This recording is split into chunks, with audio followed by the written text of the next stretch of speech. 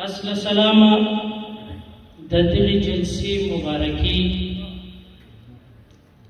مفتی صاحب یا محمد الیاسر و مفتی صاحب محمد الله ازهري او نور علماء کرام چې د دوی سره په دې خدمت کې شریک وو او دا خدمت یې کړی دی او دغه رنګه د دغه کلي او علاقې خلکو ته چې دوی دا ټول کال د دې طالبانو خدمت وکړي، طالبانو سره کومک وکړي، طالبانو د الٰه العالمین جل جلاله کلام د دوی د خدمت په برکت باندې زده کړي. الله جل جلاله دې دا خدمت د دوی ټولو څخه مقبول وګرځوي. معززو موږ او تاسې الٰه العالمین جل جلاله په موږ او تاسو رحم په دې خاطر کړی دی چې زموږ او ستاسې په دې علاقو کې قدم په قدم باندې مدارس جوړې سوي دي، مدرسې ډېرې سوي دي او دا مدرسې زموږ او ستاسې د هدایت یو ذریعې دي. الله تعالی دې دا مدارس نور هم زیات کړي. په دې مدارسو کې محترمو علم دین زده کېږي او د دې مدارسو دپاره علما زموږ او ستاسې په دې علاقو کې جید علما شته. په دې مدارسو کې د علماو وجود او په دې علاقو کې د علماو وجود یو رحمت الهي جل جلاله. د عالم وجود په هرې قریه کې د رحمت حیثیت لري. دا په دې خلکو باندې په دې علاقې باندې د الله تعالی د طرفه څخه یو رحمت دی چې نازله شي. معززو تاسې وګورئ دلته یو زوړ مسجد، کوچنی مسجد چې دوه سمه نه ځای دی. نن اولینه پلاره چې د مسجد جامع زه وینم ماشاءالله ډېر مصرف پر سوی دی، ډېره غټه مسجد جامع سوې ده او د اړه کې ډېره غټه مدرسه ده او غټ دارالعلوم دی. دا د دې علماو په سبب باندې کېږي. که عالم دلته نه وای مدرسه به نه وای، که عالم نه وای تعلیم د قرآن به نه وای، که عالم نه وای موږ او تاسې به حلال او حرام نه پېژنو. د دې علماو په برکت باندې موږ او تاسې علم دین وپېژندوئ، موږ او تاسې قرآن وپېژندوئ، موږ او تاسې د قرآن په معنا باندې د علماو پوه کړو. د دغو علماو قدر زما او ستا په زړه کې باید پروت وي. زه به هم په زړه کې د عالم قدر ولرم، ته به هم د عالم په زړه کې د عالم قدر ولرې. ته به هم دا عقیده ساتې چې د عالم د خدای تعالی رحمت دی په یو علاقې کې. زه به هم دا عقیده ساتم چې الله تعالی د طرفه څخه عالم یو قوم ته، یو طایفې ته، یو علاقې ته الهي رحمت دی چې الله تعالی رسولی. نو محترمو زموږ مدارس کې علم دین زده کېږي، علم د علم تعلم کېږي، د علم تعلیم کېږي په دې مدارسو کې. کوم شی چې ډېر ضرور دی چې زموږ او ستاسې په دې مدارسو کې راسي، هغه یوازینی شی چې ډېر په کم فیصدۍ کې زموږ او ستاسې په دې مدارسو کې وجود لري، هغه څه شی دی؟ تربیت دی، انسانیت دی، ادب دی. علامه ماوردی رحمه الله په احکام سلطانیه کې دا وزارتونه د دې مملکت لپاره ډېر بیان کړي دي. بیا په هغو کې یو باب منعقده کړی، په نورو کتابو کې وایي وزارت التعلیم، خو دی وزارت التعلیم نه ورته وایي، دی وزارت التربیت و تعلیم وایي. یعنی دی فرمایي چې تربیت مقدم دی په تعلیم باندې. اول سړی باید انسان جوړ کړي، انسانیت وروشي، ادب وروشي، تربیه یې وکړي، بعد هغه د علم زده کړې ته ورسي. نو دغه تربیت او ادب دا په کومه پیمانه کې زموږ ستاسو په مدارسو کې موجود دي. دغه تربیت د پخوا څخه د علماو اول د ادب او تربیت او انسانیت زده کوي، بعد د علم زده کوي. بعد هغه د علم په تعلم پسې طالب تللی، بعد هغه د علم زده کړې ته طالب کښېنستی، تر څو چې طالب ادب نه وای زده کړی، تر څو چې طالب انسانیت نه وای زده کړی، طالب علم دین و زده کړې ته نه دی رسېدلی. سعدي بابا فرمایي وایي بې ادب را علم فن آموختن د هغه نیتي غس به دست راسن. بې ادبه انسان ته هغه انسان چې تربیت مشکلي وي، هغه انسان چې ادب مشکلي وي، هغه انسان کې چې انسانیت نه وي راغلی، ته هغه ته علم ورښیه، ته هغه ته فن ورښیه.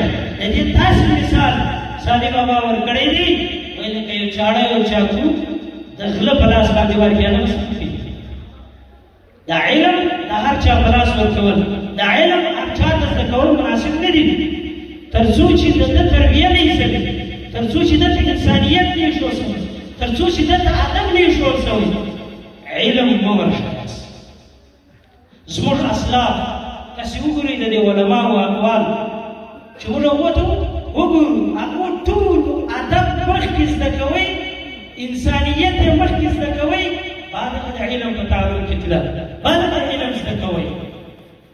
انسان جوړېدل، انسانیت او تربیت دا مقدم دی په علم باندې. یعنې دا به ضرور وي چې یو سړی عالم جوړ شي، دا به ضرور وي چې انسان ته تربیت او انسانیت حاصل شي. علما فرمایي وایي تربیت او انسانیت حاصل شي. کوم علم چې ادب نه وي ورسره، علما فرمایي لا قیمت له، د علم ته هېڅ قیمت نشته چې کله ادب نه وي ورسره. نو چې کله ادب زده شي، بعد هغه بیا علم زده کېږي. علامه امام مالک رحمه الله صاحب د مذهب دی، هغه فرمایي وایي زما مور ما ته په کوټه وپېچل او بیا مې راته وویل چې ولاړ شه ربیعة الرأي شیخ امام مالک رحمه الله دی، وایي هغه ته کښېنه، د هغه د ادب څه یو څه ادب زده کړه، تر څو چې د ادب نه یې زده کړی علم مه زده کوه، ځکه بې ادب انسان خاتمه ډېره خرابه ده. تاسې محترم د عالم چې موږ او تاسې ته جماعت راکوي، د عالم چې موږ او تاسې ته مسایل ښیي، په دې مسجد کې دا زموږ او ستاسې استاد ده، دا د استاد حیثیت لري. د خپل عالم قدر به دې باید په زړه کې پروت وي، د خپل ملا قدر دې باید په زړه کې پروت وي. دې ادبي ورته ونه کړي، په سپک نظر ورته ونه ګورئ، په دې خاطر باندې چې یو 100-200 روپۍ زه تنخوا ورکوم، یا په دې خاطر چې زه د دې کلي مشر یم، دا ملا ما درولی دی. داسې یو فکر دې په ذهن کې راونې ګرځي. محترم عالم ډېر دروند حیثیت لري، استاد ډېر دروند حیثیت لري. د دې یو څو پیسو په خاطر یا تا چې راویستلی یا ملا دې کړی دی په دې باندې، او بیا دې په زړه کې ډېر رقم فکرونه ورته راګرځي. نو محترم علما زموږ او ستاسې استادان دي، د دې علماو سره به ډېر ادب کوي. دوی موږ ته دین ښوولی، دوی موږ ته قرآن ښوولی، دوی موږ ته شریعت ښوولی، دوی موږ ته حلال او حرام ښوولی دي، دوی ته په سپک نظر پکار نه دي. انسان خپل انسانیت باید وپېژني، انسان خپل قدر او خپل ادب او خپل شان او خپله مرتبه ته باید وپېژني. ابن سیرین رحمه الله فرمایي وایي کانوا یتعلمون الهدى قبل ان یتعلمون العلم. وایي دا علما مخکني علما دوی به تر څو چې هدا او هدایت او ادب یې نه وای زده کړی، علم یې نه زده کوئ. یوازینی شی چې موږ ستاسې په علم کې بې برکتي ده، موږ ستاسې په ژوند کې بې برکتي ده، سبب یې هغه دی چې موږ ستاسې سره ادب نشته. که بچی چې د پلار سره ادب نه کوي، که شاګرد دی د استاد سره ادب نه کوي، که کشر دی د مشر سره ادب نه کوي، د سپین ږیري احترام نه کوي، د سپین ږیري قدر نه ورته معلومېږي، د مشر قدر نه ورته معلومېږي، دا زموږ ستاسې په ژوند کې بې خیري راولي، زموږ ستاسې په ژوند کې بې برکتي راولي، زموږ ستاسې په عمر کې بې برکتي راولي، زموږ ستاسې په علمو کې بې برکتي راولي. دا بې ادبي ډېر نابود شوي دي. ډېر خلک چې خاتمې یې خرابې شوي دي، په څه خاطر یې خاتمه خرابه شوې؟ چې دوی خپل د استادانو سره، خپل د مشرانو سره بې ادبي کړې وه، بې احترامي یې کړې وه، انسانیت یې نه و پېژندلی، تربیت یې نه و پېژندلی، تربیه یې نه وه زده کړې، نه د پلار څه زده کړي وو، نه د مور څه زده کړي وو، نه د استاد سره، نه په مدرسې کې. بعد هغه بیا چې علم هم زده کړي، دی چې هر څومره عالم وي، هر څومره غټ عالم وي، د علم د ده وده ته ګټه نه لري. د علم د ده ته نقصان دی او تاوان دی. د علم د ده سبب د ګمراهي نه دی ګرځي. د علم د ده سبب د دې ګرځي چې دا انسان بیا په نور انسانانو باندې تکبر کوي. دا نور انسانان داسې جاهل ورته معلومېږي، دا نور انسانان داسې حیوانات ورته معلومېږي. څه دی چې دی خپل کبر او خپل غرور په دې علم باندې اخیستی دی. علم چې سړی حاصل کړي، دا قیمتي جوهر چې دا موږ او ستاسې په سینو ته واچي، دا نه انسان کې عز و انکسار راولي، دا نه انسان کې عاجزي و تواضع راولي.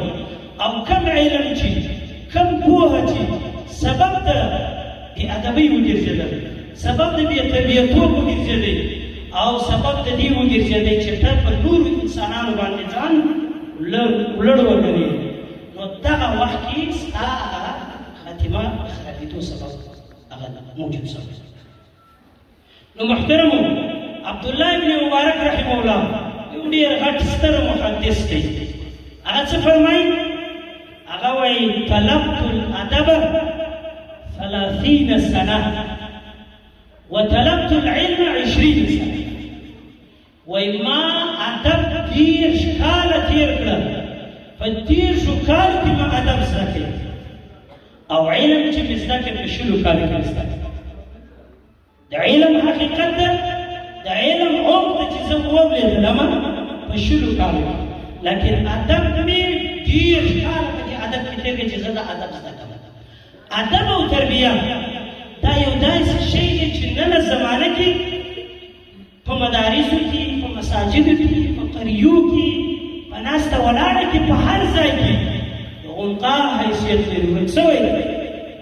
اما اسلافو بیا داسې کار کوي تر څو چې دوی ادب او تربیه او احترام او انسانیت یې نه وای زده کړی، د علم دین او تعلم ته نه تلل. ځکه دغه علم دین بیا سبب د ګمراهۍ او سبب د تباهۍ د انسان ګرځي. نو معززو، موږ او تاسې زما خلاصه خبره دا ده تقریر چې ادب یو داسې ضروري الزامي شی دی.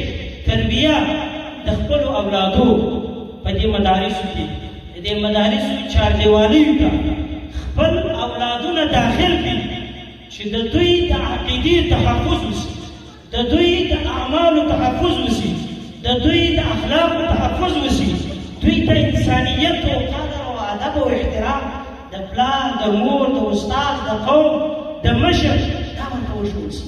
که زما او ستا بچیان داسې په دې کوڅو کې بې ادبه ګرځي، بې تربیې ګرځي، دا داسې د قرآن مینه نه وي ورسره، د قرآن زده کړه نه وي ورسره، دوی ته تعلیم د تربیې او د ادب نه وي زده، دغسې جاهل صفته انسانان دي. دا به رویان کېږي، بیا به د هېچا په قدر نه پوهېږي، بیا به د ښو امید نه ځینې ساتي چې دا زما بچی دی، دا زما سره ولې داسې چل کوي.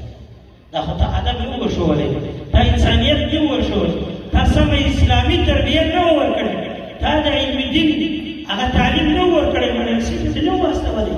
دا مدارسو ته چې موږ او تاسې خپل اولادونه استوو، د څه لپاره؟ مقصد مو دا دی چې د دوی عقیده سالمه پاتې شي. وخت فتنې دی، رقم عقیدې پیدا شوي. اهل سنت و جماعت په عقیدې باندې چې دا زموږ ستاسې ماشومان پاتېږي په دغه مدارسو کې. په دغه مدارسو کې زموږ او ستاسې د عقیدو اصلاح کېږي، زموږ او ستاسې د بچیانو د عقیدو اصلاح کېږي، او په دغه مدارسو کې زموږ اخلاق په خپل اصلي معیار باندې پاتېږي. او که دغه مدارسو ته موږ خپل زامن نه استول، دوی به نه علم لري، نه به ادب لري، نه به انسانیت لري، نه به د چا په قدر پوهېږي، نه به د چا په حقوقو پوهېږي، نه به د الله په حق نه پوهېږي. د بنده خو له حق نه پرېږده، د هغه په حق به چېرې اوسي. نو محترم